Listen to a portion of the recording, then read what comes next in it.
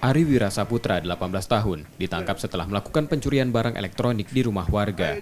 Setelah tertangkap, tersangka diketahui merupakan warga binaan yang dibebaskan karena pandemi COVID-19 November lalu. Tersangka melakukan pencurian dengan merusak atap rumah korbannya. Tersangka tertangkap setelah korban melaporkan kejadian pencurian itu ke Polsek Lubuk Linggau Utara.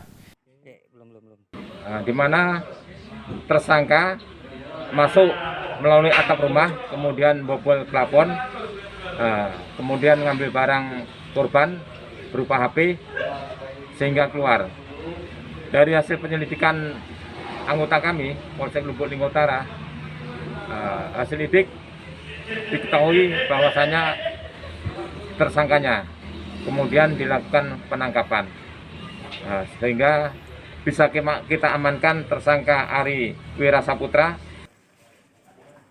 Kini tersangka kembali ditahan di tahanan Polsek Lubuk Linggau Utara untuk proses hukumnya dan terancam hukuman di atas 5 tahun penjara. Sukma Aldino, Kompas TV, Lubuk Linggau, Sumatera Selatan.